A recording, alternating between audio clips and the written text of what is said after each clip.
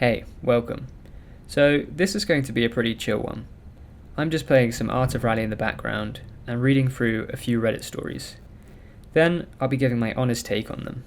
The gameplay is sped up a little as well, partly because it keeps things moving, and partly because, let's be honest, all of our attention spans are a bit cooked. There's no music or heavy editing here, so it's something you can either properly sit and watch, or just leave on in the background whilst you're working, studying, or doing whatever you need to do. I've added chapters as well, so if one story isn't really your thing, feel free to skip to another. No pressure at all. Alright, let's get into the first story. Am I overreacting? My boss told me he doesn't like paying people who aren't performing at 100% or above. I'm done. Today I had a 45-minute one-on-one with my boss. It wasn't a performance review, it was a 45-minute monologue about everything I did wrong in the last year. I'm used to the nitpicking, but today he said something that has me ready to walk. A few months ago, I had to switch my antidepressants. The transition happened while my boss was overseas. I was covering his entire workload on top of my own while dealing with the side effects of the meds. I told my coworker what was going on just in case. I made a few minor mistakes that week due to the stress, but I caught on and fixed them immediately. None of them were world-ending. The meeting. Today, my boss threw that week back in my face. He told me I need to communicate more. I already feel pressured to share every detail of my personal life with him. Then he said that as a business owner, he isn't happy paying someone if they aren't performing at 100% or above at all times. The lack of empathy is staggering. This is on top of him previously telling me off for the following. Number 1. Showing up too early. I arrive 10 to 15 minutes before my shift to pick my lunch away. I only ever clock in for my rostered hours, but apparently even being in the building is a problem. Number 2. Being human. He reprimanded me for being distracted on a day I was sick and told me I need to leave my emotions at the door. Number 3. Lack of socializing. He complained that I don't talk to my coworker enough, even though we work in completely different sections of the business. 4. Not being psychic. He got angry that I didn't fix a printer with broken toner that I didn't even know was broken. And finally, having an off day. God forbid I'm not a robot for 8 hours straight. I actually love the work I do, which makes this disappointing, but he is making my life unbearable. I feel like I'm being suffocated by micromanagement and impossible standards. Am I overreacting if I hand in my 2 weeks' notice? Edit. This job is my weekday job. I have a second job that would be able to sustain me if I were to walk away from this job. Firstly, I'd start off by saying it's always tricky to know whether you're getting the full context because obviously this is one side of the story. We don't know what it's like from the boss's perspective. It could be twisted in a few ways. However, what strikes me as weird is the boss has told the employee off for showing up too early. I mean, who would be mad if you showed up early to work? I just don't get that. That's confusing. I also think the boss should be a little bit more understanding about the medication change. Obviously, you've got the side effects of that. And this, coupled with the fact that they are human and not a robot, as they mentioned that the boss had had a go at them for being distracted before. You don't want to be, dilly-dallying about doing nothing at work, but to get distracted every now and then, go for a quick walk, that's normal. We are all human. So I would say he's not overreacting if he wanted to hand in his 2-week notice. Am I overreacting to seeing my wife's phone? A few weeks ago, I noticed my wife texting her coworker inappropriately, sending audio messages, etc. When I confronted her about it, she was angry that I invaded her privacy, and she assured me that there was nothing happening between them.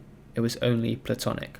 Yesterday, I noticed on her phone that there were a few chats hidden under the archive section of WhatsApp, and she had deleted all of the messages. But it did show that the last exchange was at 8 p.m. I could not speak to her after that, and the whole night I was sleepless and extremely anxious. This morning, the same thing continuing. I'm having churning in my stomach and lumps in my throat. Am I overreacting and being too intrusive with my wife? Now, there's 2 different questions here. Is he being too intrusive and is he overreacting? I'm going to start with whether he's too intrusive. It depends how he found out about these audio messages that the wife was sending to a co-worker. If he's looking through her phone when he shouldn't be and sort of going in without her permission, then that's probably a bit intrusive. However, if he's just in the room and overheard her sending these messages, or is like, oh, who are you texting, sort of thing, then I don't think so. Now, what is suspicious is the archived messages. Why would the wife feel the need to delete messages and even delete a full chat? That just seems suspicious to me. So I'd understand why the husband is, anxious and struggling to sleep. And from that perspective, I don't think he's overreacting. We obviously don't have the full context, but as someone on Reddit commented, if your gut is telling you something is off, listen to it. And I think that's very true. Only the husband knows. If it feels wrong, if it feels different, if it feels like, she is being overly friendly with this co-worker, then only he will know, and he should act on that. Another relationship one. Am I overreacting? I said I would not pay for all trips and dinners. Girlfriend of 2 years. She's still going through a 4-year-old divorce and was married for 10 years. She has 3 kids. We have an amazing connection, wonderful relationship. It's been great. We just have one big problem. We don't agree on money. And this comes up often, so I wonder if it's me. So we sat and talked about what we needed from one another to move forward. Said she wanted to do more trips and dinners to make life more carefree and spontaneous. I said that would be great. She told me she wanted to know that I would prioritise her and the kids by being the one to pay for all the trips and dinners. I asked if it was a non-negotiable, as I would certainly contribute a good share, but not all. She said it was non-negotiable and she wanted all. I said I will not pay for all, and I would not budge. And we broke up. I don't think he's overreacting. I mean, it's a relationship. It's supposed to be a partnership, not a one and all. He shouldn't be doing everything. There's more context if she has quit her job so that she can support their kids and he's agreed to this, then fair enough, maybe he should be paying for it all. But we don't have enough context there. I don't think so, though. It seems like entitlement from her perspective. And it could be why she got divorced. We don't know. It seems weird, though. It seems like she's after a sugar daddy, in a sense, someone to pay for all her stuff, rather than a relationship, a partner. So I don't think he's overreacting here. Am I overreacting? My boyfriend can't fix things. When I step in to take care of it, he's such a baby about it that I'm ready to dump his ass tonight. We've been together for 2 years, living together for the last 4 months. Our fuel tank ran bone dry. We live in the deep north and rely on fuel for heat. I called in a favour and got our tank refilled. My boyfriend put on his overalls, grabbed a multi-tool and went into the basement to light the furnace. He went up and down the stairs a few times, over an hour, before sitting at the table to eat. I overheard him calling a friend, asking them to come by with a wrench. I grabbed the socket and quietly sneaked downstairs. Fuel's been out for a couple of hours at most. Long story short, I bled the line intermittently in between light ignitions until she ran clear. No air and no foam. After 5 minutes, he comes downstairs and says his buddy is on the way with a wrench, and says that I'm doing it wrong, bleeding too much. Sorry for being extra careful not to flood the pump, or combust. I just keep doing what I'm doing, and after a couple of minutes, I close the valve, press the button, and she fires up. He said he didn't want to try it my way, and storms off. Last week, my truck pan heater plug snapped. It literally just broke at the plug end, from the sheer cold. He said he wanted to look after this for me, since I've been so busy. 2 days later, he said it can't be fixed, and I need to book with a mechanic. I woke up extra early on December 24th and snuck out to the hardware store to grab a plug end. Finished the work in 20 minutes in minus 40-degree weather. When I shared with him what I did, I was so excited. I'm pretty handy, but that generally doesn't fall until electrical-based work. He responded with so much disdain. Oh, good. I was going to do that. I just didn't have wire snippers. I was happy to do it, and thanked him for trying anyways. P.S. Neither did I, but I did have some pretty decent fisk snips, a torch to burn off the rubber casing. His reaction actually hurt me, and put a damper on Christmas morning. I told him the following day that as much as I appreciate his willingness, that I don't need him to do these acts of service. And it actually hurts me when he diminishes my skills and/or doesn't even ask me for advice or tools when he's trying to accomplish something. Like, what are you calling a friend for? Your girl, the apparent love of your life and best friend, is just a spit away. And you're in luck, buddy. She's a pretty decent hand. In the last 4 months, there's been so many instances like this. The bathroom exhaust fan, the garage door opener, the lawnmower, the iron gate. There's more, I just can't remember them all. Every time, it's the same. He tries to fix things of his own volition, doesn't ask for help. We are way beyond soft gestures of recommendations, and he just shits the bed and stomps around about it. I've tried to work collectively with him too. This is a gong show. He's always making it so personal and taking it so personal. It's not that deep. Information and resources are universal. I just don't get it. And it's not cute. I'm actually started to become really resentful. Like, why can't he embrace the part of me that is a half grease monkey handy woman? I'm not spending the rest of my life, or the rest of my lease, which is 8 months by the way, pretending to be something I'm not. Sneaking around to hardware stores and walking around eggshells so I don't destroy his masculinity or whatever. I gotta let this one go, eh? Am I overreacting? There is an edit on this one where she answers a lot of the frequently asked questions, so I'll go through them. 1. Have you communicated your feelings with your boyfriend? To the best of my ability, I have communicated my feelings, so much that I'm experiencing communication fatigue. But here's the thing, communication can always improve. 2. Why did you interrupt your boyfriend halfway through potentially fixing it? Because he wouldn't accept my help and was adamant that he knew how, because he was trying vice grips to loosen a brass nut, which was disfiguring the nut. Because I refused to wait for his friend to deliver a wrench to help when we have wrenches. Because it was minus 40 degrees out there, and dropped from 20 degrees to 12 degrees. In the time he put on his overalls, to the time he was eating a sandwich an hour and a half later. Because the colder the air that blows into the choke behind the pump, the harder it is to ignite the pilot light, because this problem turned into an emergency. 3. Why didn't you just call a mechanic an HV guy? Because it's been minus 40 degrees for over a month now, and mechanics and HV are booking 6 to 8 weeks out. Because I don't want to pay a surcharge of 200 plus 150 an hour for something that I can do myself. And 4. Why are you sneaking around fixing shit and not openly fix shit like a regular human being? I do this to avoid the discomfort I experience in his tantrum, to avoid the part where I am belittled, to avoid hurting his feelings, to make sure the job gets done, to avoid attempting collaborative teamwork where we've not been successful ever before, to have an opportunity to chill and enjoy the process without having to make room for him emotionally and physically. Also, it's because I'm sick and tired of being undervalued and underappreciated for my knowledge and skill. I don't even want to fight to be heard, I just want to exist peacefully, okay? Wow. Okay, that was a long one. A lot to take in. I would start by saying the guy in this situation needs to grow up a bit. You know, I don't know how old they are, but you can't be having tantrums. You know, you're in a relationship, you can't be sulking, going off like that.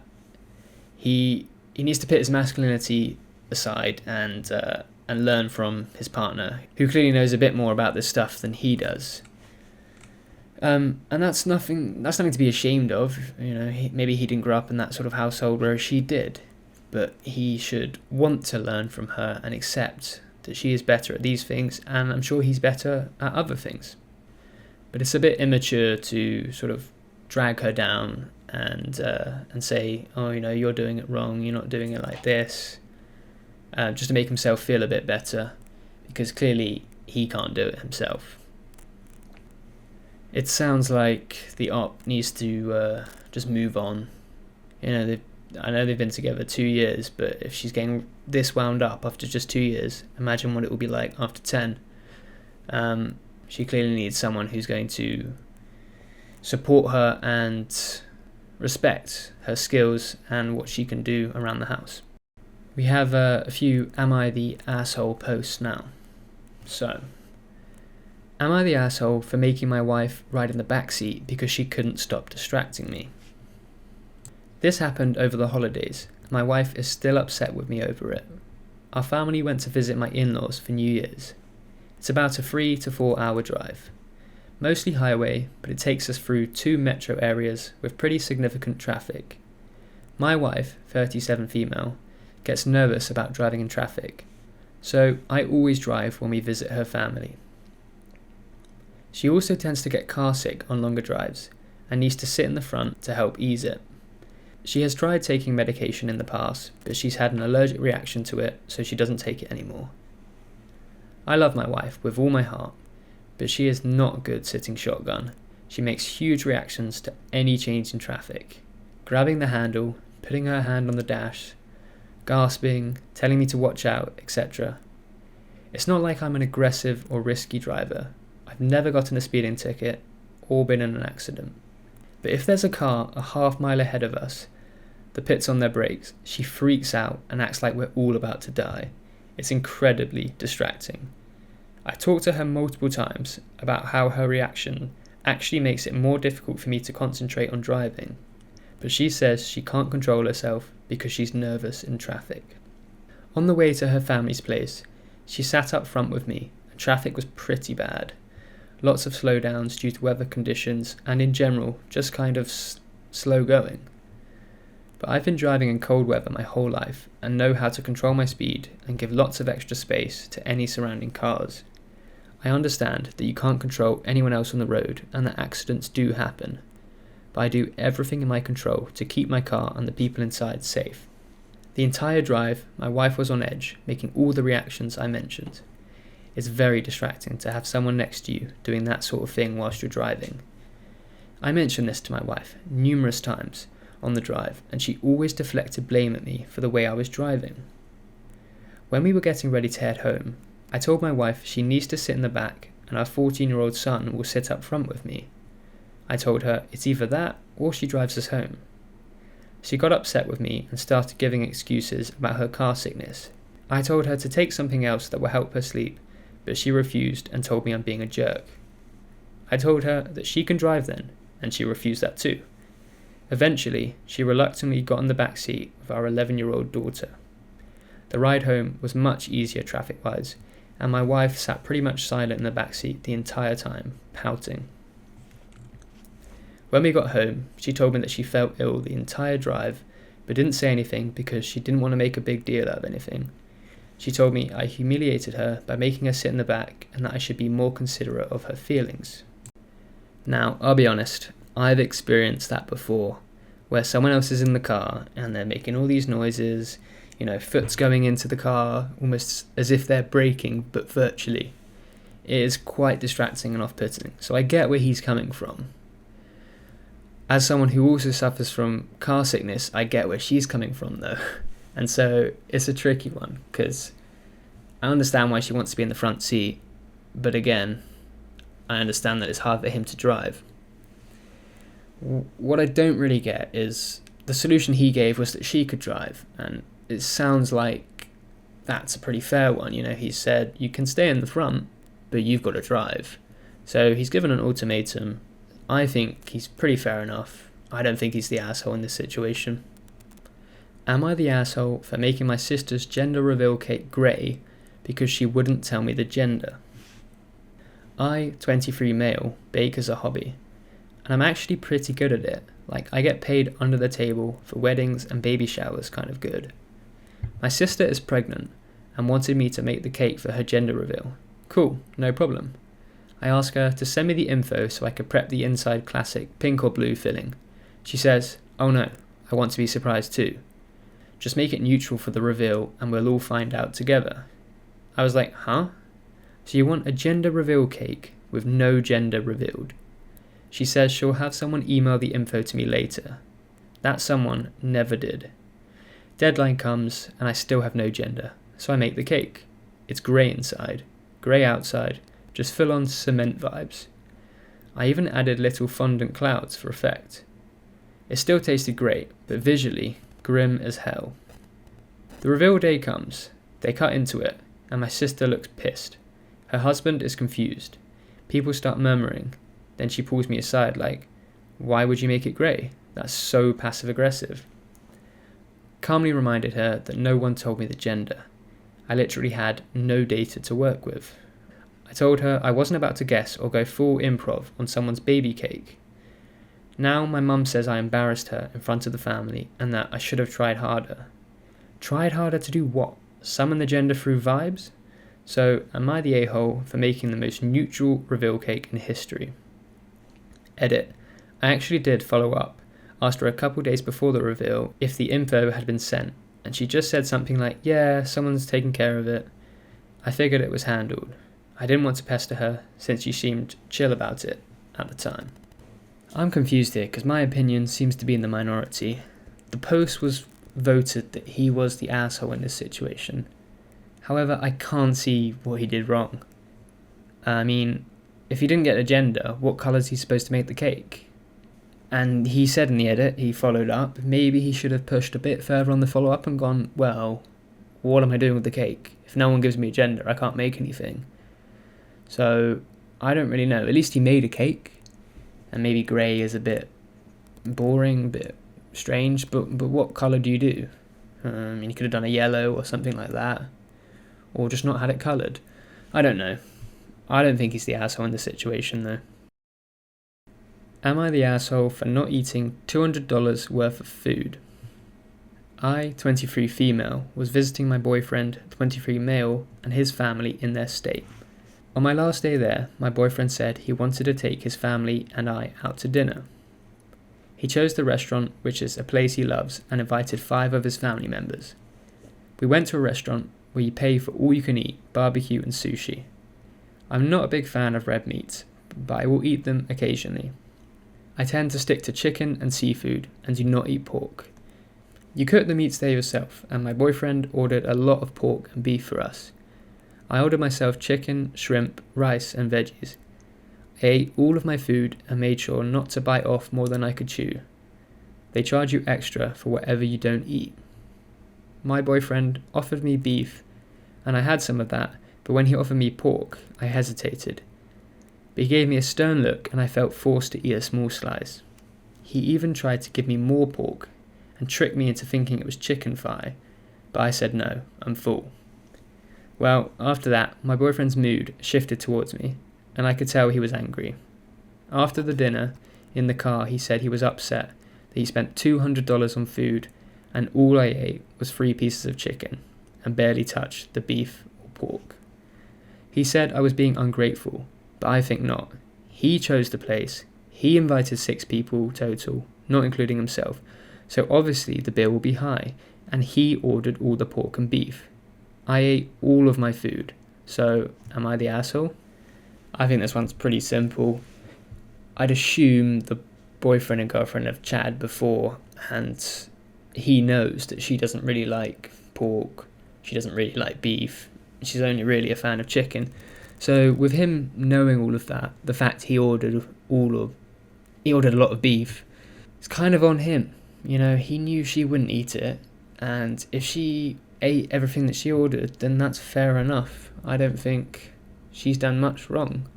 She shouldn't have to eat if she doesn't want to. So I don't think she's the asshole in this situation. I think it's on the boyfriend. Alright, I'm going to leave it there. If you enjoyed this, or if it was just nice to have something on in the background, then I really appreciate you being here. I'll be uploading more of these, same kind of vibe, so if you want something chill to come back to, feel free to stick around. And if you've got thoughts on any of the stories, or just want to share your take, I'll have a look through the comments later. Thanks for listening, and I'll see you guys in the next one.